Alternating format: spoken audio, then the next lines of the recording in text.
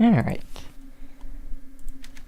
Must be Josie Herrera's room. Okay, see, if I had clicked that, probably would have known. But my age, I guess, she said she was Bullard's assistant, but the spinsters are all sure it was something more.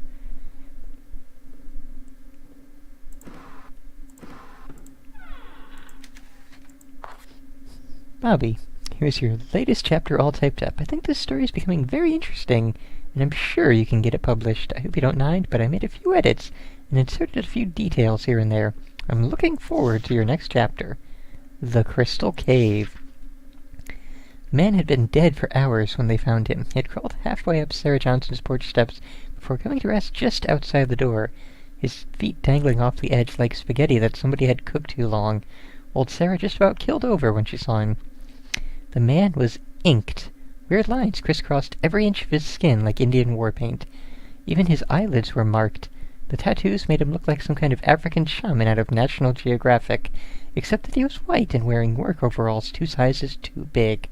Jimmy, the only cop on duty at 6 in the morning, thought maybe the man had escaped from a chain gang.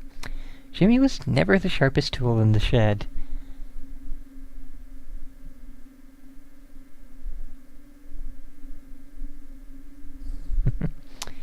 Detective Henderson, though, he's as smart as a whip.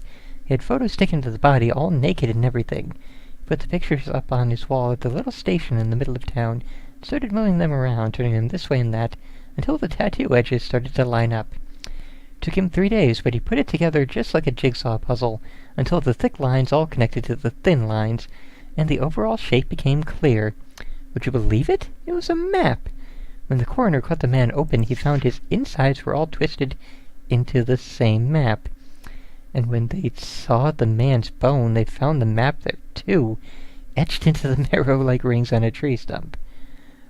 That's severely disturbing, and what the fuck? Well, that's how we first found our way to the cave. Okay. Bobby, you, created an interesting, scenario there in your story.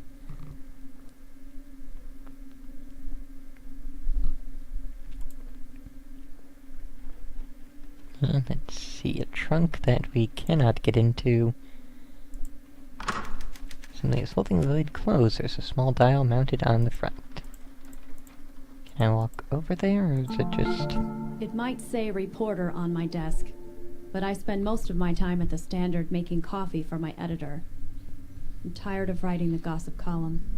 This story is my shot at the big leagues. When I prove that Bullard was murdered, all the big papers will come calling. I'll finally escape this backwater town. This is it. The chance I've been waiting for.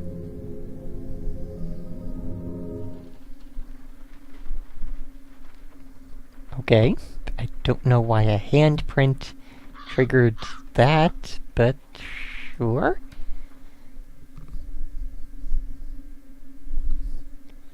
Also, yeah, the voice acting in this is not really good. It honestly sounds like they cut and pasted the words together. Like she didn't actually speak them, she just said each word one at a time, and then they just kind of put them in the order that they needed. Okay, let's see. Very, very bright there. That's unusual.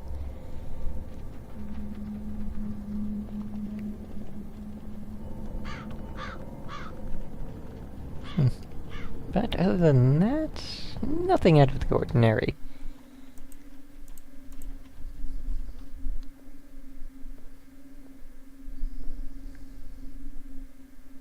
Huh. Press X.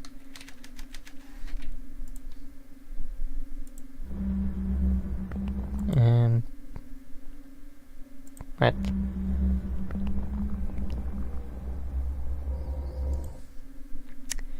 Well, that's interesting. Apparently there is some kind of, shortcut to putting the goggles on. Oh, and apparently I can right-click to get to the menu there.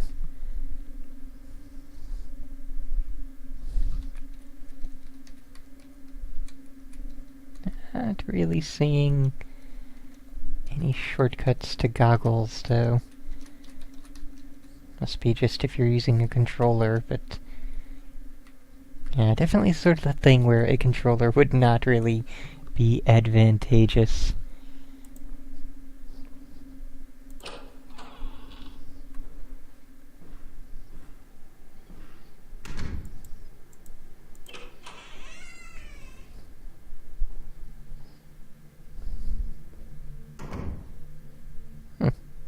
Okay.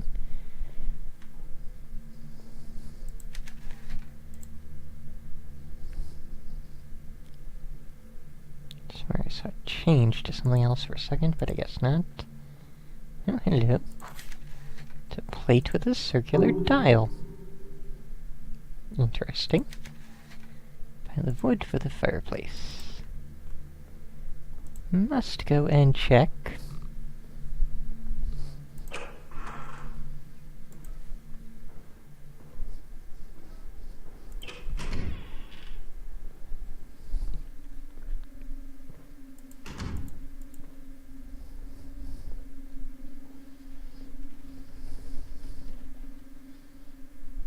No, that's not gonna fit.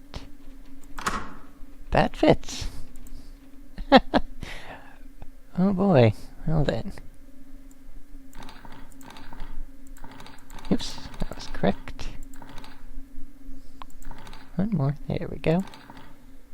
Ah, it's a bird.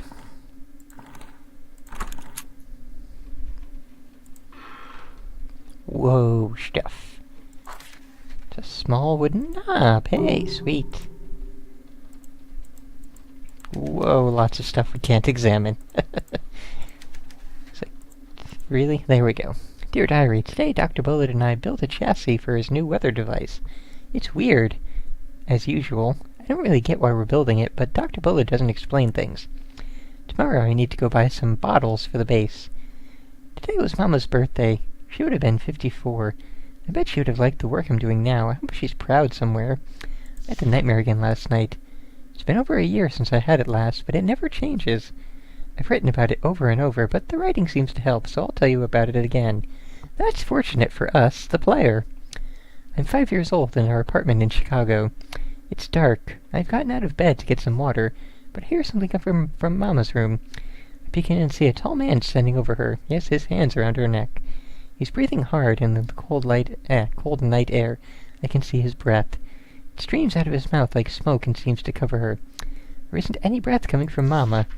She's already dead, but he continues to squeeze. When I was a kid, I thought the dream would go away when I grew up. It hasn't. Okay.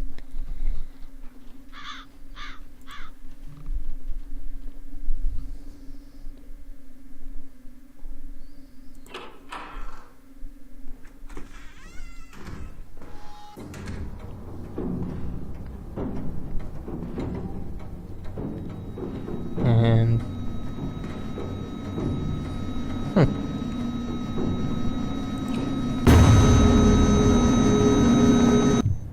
okay. Ending D.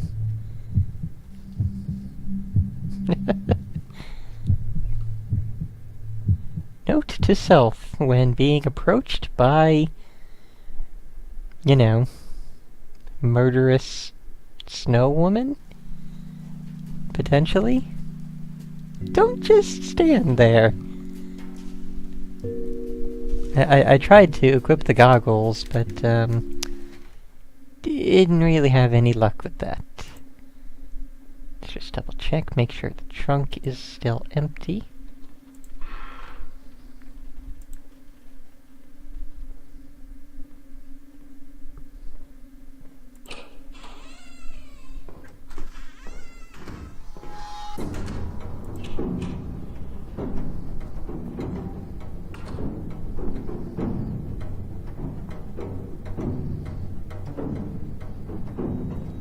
Yep.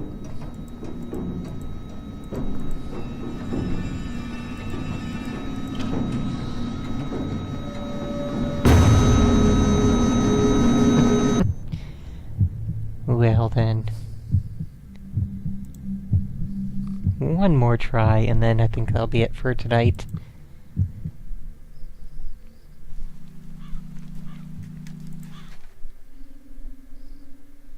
Let's try equipping the goggles first.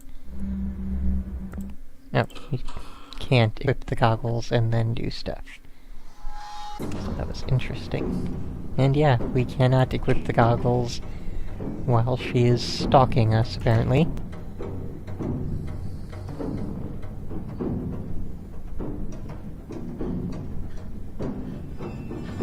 And we automatically hide.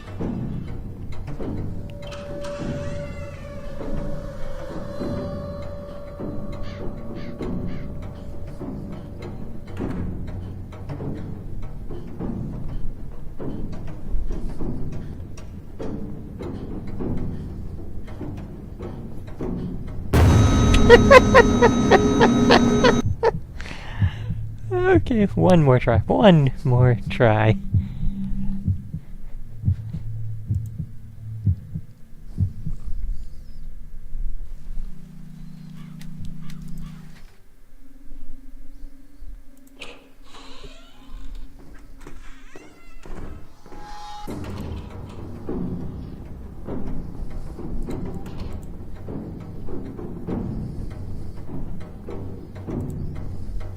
Okay, so just automatically get the stuff out of the way. And oh. Yeah. Okay, so. Nope, can't actually do anything about it. I just picked the wrong hiding place.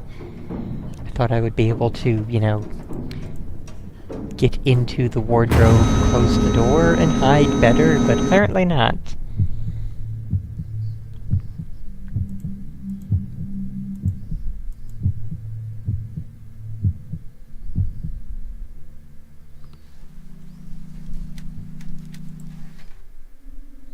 Okay, so yes. One more try that's not me being a dirt.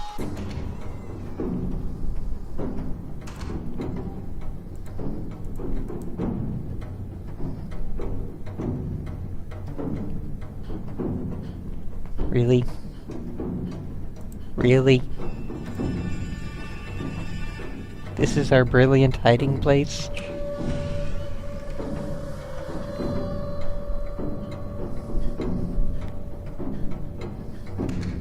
Oh hey, the window is slightly open.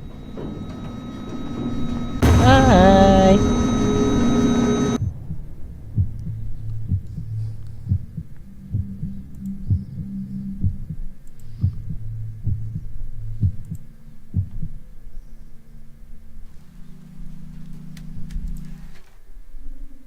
Okay, so. Don't want to go to the chair, don't want to go to the wardrobe. I see now how it's working. Window! It's gotta be the window. 'Cause under the bed would be equally as stupid. Oh god. Well, that got us away from the monster, that's for oh god. Well then. I give the game half a point for, you know, stalky person there, and a full point for slide out the window in Kansas, end up in snowy Japan.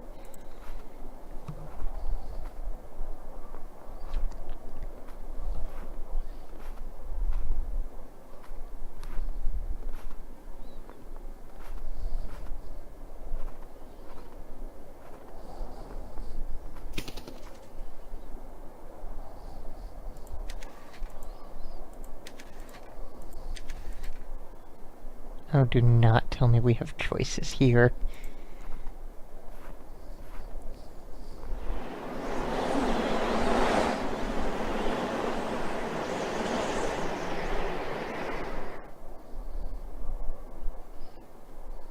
Okay.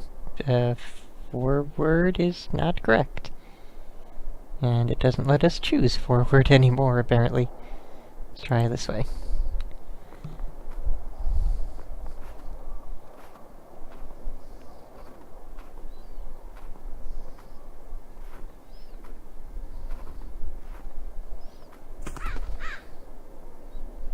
Which way did the bird go? That probably is the indicator.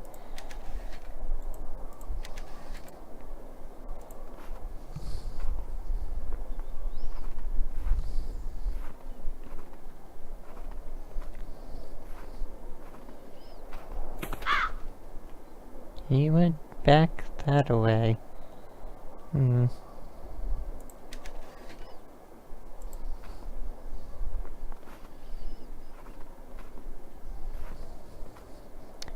Okay, so the game lost the point it was awarded for ending up in snowy Japan. Hi, Symbol Monkey.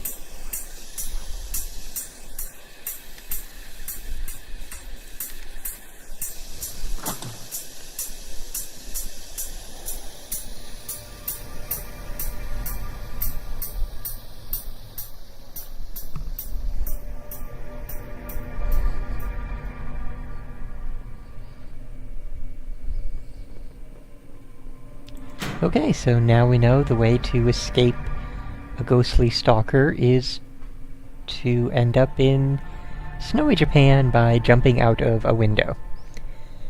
And then having a chat with Mr. Demon Man.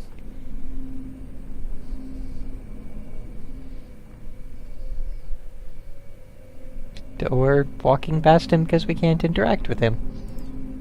Okay.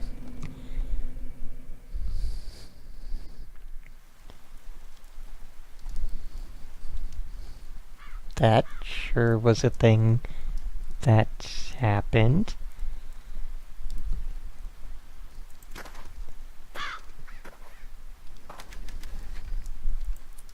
Yeah, but... okay. Is this the... I don't even know. But we found another page. The subconscious mind. The human brain is, at some level, not unlike the pot that produces my coffee every morning. The water I pour into it is infused with the qualities of the roasted bean. The grounds themselves do not pass through the filter, but the liquid that collects in the carafe is no longer simply water. It has been permanently altered. Every part of my body is a sensitive instrument. My skin, my eyes, my muscles, my tongue. If I am a coffee pot, this stream of physiological information is the water, and my conscious mind is the coffee in the carafe. And the sieve, the filter that makes the drink palatable, is the subconscious mind. Yeah, I'm thinking passed out is probably the explanation the game will go with. Bullet, I've followed your instructions to calibrate the Tempest prognosticator. The concern was correct. The bottles must be placed from heaviest to lightest to produce accurate results. The actual weight depends on the leech used, so I have to recalibrate every time we want to take a reading. Also note that recalibration is required if the battery in the base dies. However, the device works as intended. Once the model is aligned precisely with the moon, may then be used to start the lunar dream apparatus safely. Huh. Okay. And the scales for weighing the bottles and the leeches, apparently? We're stuck. There are electronics inside, and it looks like a battery. Bottle marked with the letter B. There's a leech inside. A strange device with bells at the top. There are slots for small bottles. Well, we don't have any bottles to put into it yet, so I'm very curious where precisely in the house we are.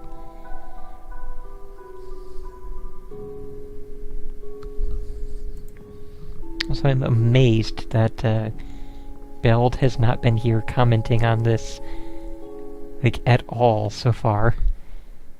This is usually the thing he goes in for exactly with his style of commentary. I also kind of got this for him to, stream for him, since he does go in for this kind of thing. So we can, enjoy poking fun at it together. I read in the paper today that you received a special award from the college for groundbreaking research. Writing to wish you my sincere congratulations. Said some things that I regret, but today I wish only to extend good wishes to you and to your future endeavors. What? What? How did we know that was from Cynthia?